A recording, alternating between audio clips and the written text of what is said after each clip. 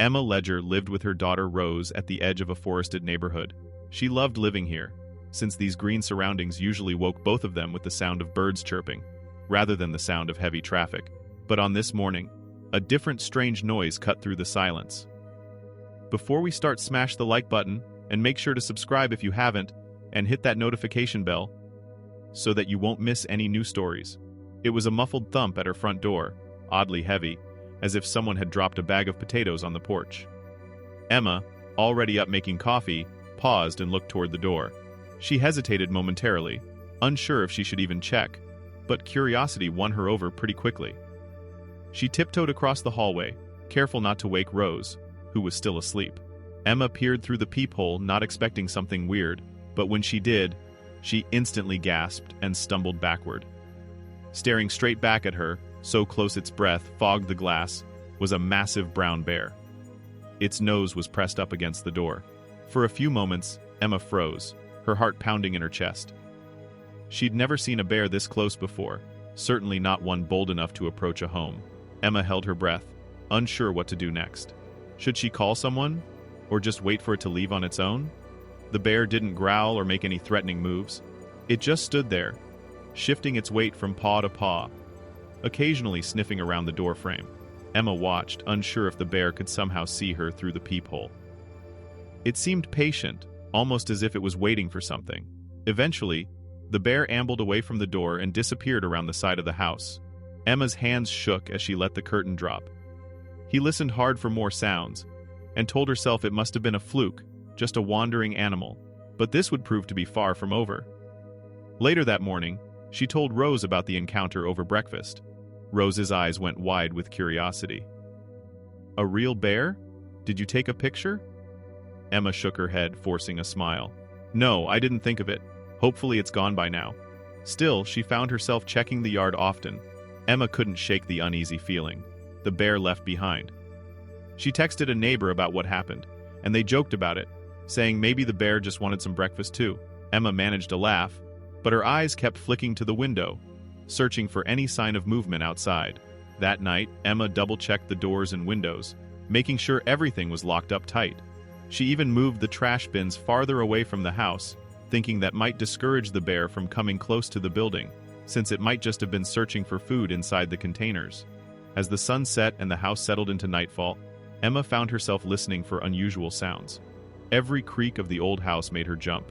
Still, when she finally drifted off to sleep, she tried to convince herself that the bear was gone for good and wouldn't come back again. But boy, was she mistaken. But the next morning, Emma was jolted awake by Rose yelling from downstairs. "Mom, you have to see this!" Emma rushed down in her robe, her heart pounding. Rose stood at the window, pointing excitedly. There, right at their front porch, stood the same bear, sniffing around as if searching for something. Emma's first instinct was fear. She hurried Rose away from the window, telling her to stay back just in case. The bear didn't seem aggressive, but Emma didn't want to take any chances. She grabbed her phone and considered calling animal control, but something about the bear's calmness made her hesitate. Instead, Emma watched from a safe distance, trying to understand what the animal wanted. The bear glanced up at the window, locking eyes with Emma for a split second. The bear made an almost sad moaning sound and stared at Emma, strangely expectant, as if it was waiting for her to do something. Emma and Rose exchanged a glance before carefully following the animal outside. It moved slowly across the yard, repeatedly glancing back to make sure they were still there. It was clear now that the bear wanted them to see something. Emma decided they should follow in the car for safety.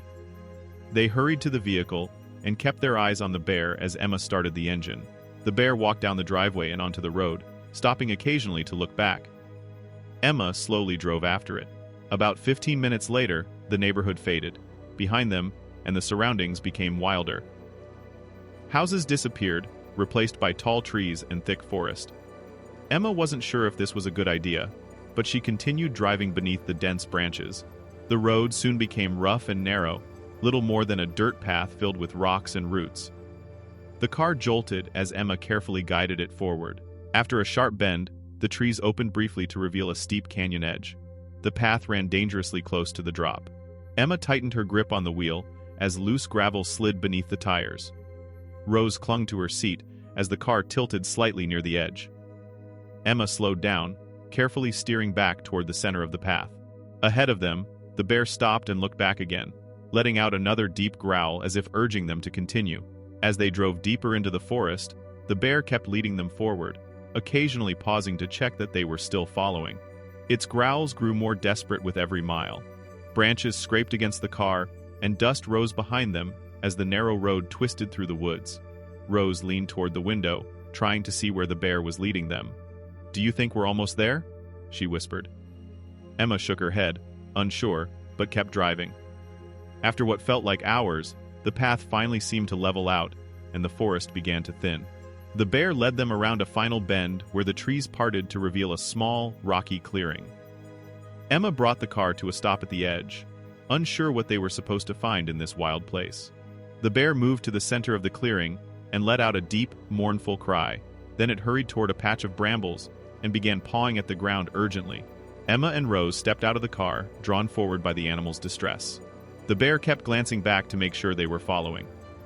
When they hesitated, it made another desperate sound and scratched harder at the earth near a group of stones. Emma carefully approached while keeping Rose close behind her.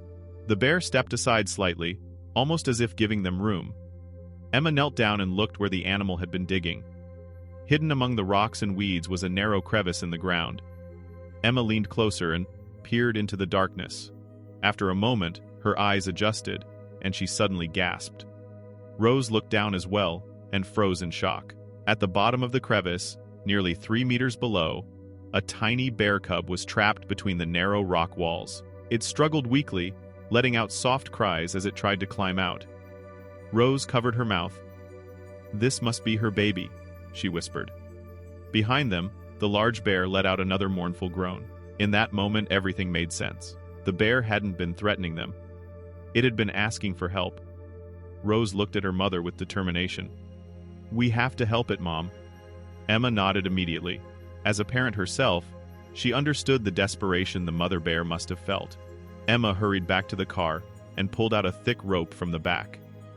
Together, she and Rose carried it to the crevice while the mother bear paced nearby, watching carefully. Emma quickly formed a large loop at one end of the rope. If they could lower it into the crevice and catch the cub around its body, they might be able to pull it up. Rose held the rope steady, while Emma lowered the loop down toward the cub. The first attempt failed when the rope struck the rocks.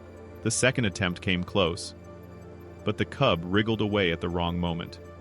Taking a steady breath, Emma tried again. Rose watched closely, guiding her with quiet directions. This time the loop slipped gently around the cub's middle. Emma slowly tightened the rope until it held securely. "Okay, we've got it," she whispered. Together, Emma and Rose began pulling carefully. The cub swung slightly against the rock walls as they lifted it inch by inch. Nearby, the mother bear stood completely still, watching with intense focus. Halfway up the crevice, the rope slipped slightly, and the cub dropped a few inches. Rose gasped, but Emma tightened her grip immediately. They adjusted their footing and kept pulling. Finally, the cub's small paws reached the edge of the crevice. Emma leaned forward and guided the rope while Rose helped lift. With one final effort, the tiny bear rolled safely onto the ground. For a brief moment, the clearing was silent. Then the cub jumped up and ran straight toward its mother. The large bear lowered her head and gently nuzzled the small cub, releasing a deep rumbling sound that echoed softly through the forest. Emma and Rose stepped back to give them space.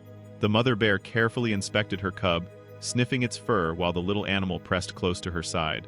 The tension that had filled the morning slowly faded. It was clear that the cub was unharmed.